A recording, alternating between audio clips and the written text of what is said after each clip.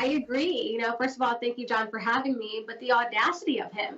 I mean, yes, what Emmett Till endured was horrific. It was tragic, and he did not have due process. But I find it very interesting that he does not actually suggest anything happened with him and Governor Northam, his Yeah. colleague. When it all happened, we were looking at pictures in his old yearbook.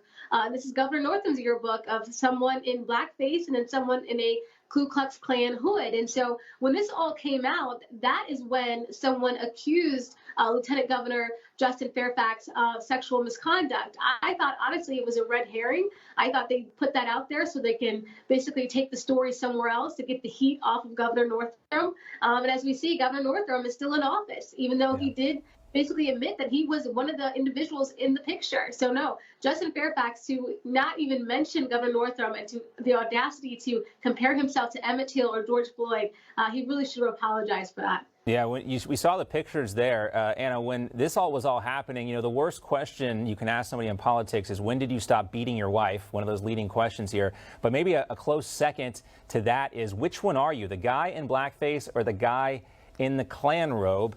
But again, your reaction to Justin Fairfax comparing himself to two people that were killed when he is, again, alive and running for governor and suing CBS for defamation here. But again, he's okay. He's going to be fine. I mean, the fact is that his case is completely different. And again, agreeing with Kim, there's no way that he could compare the two.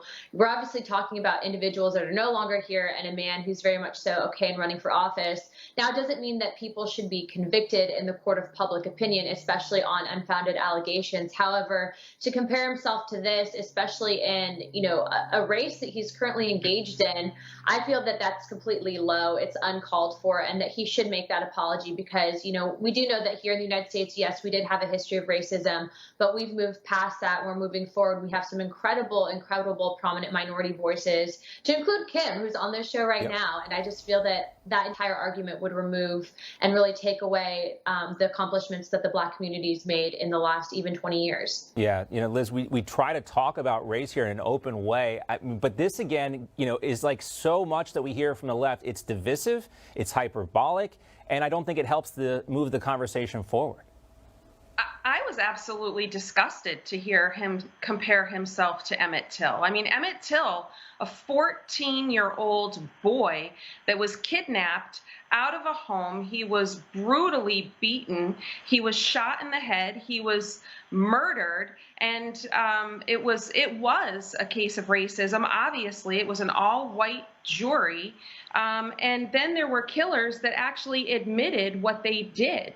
There's absolutely no comparison to what Fairfax is going through. There were two women that actually came forward accusing him. He does deserve due process. Emmett never got due process. He was a child, and it was a totally different time in our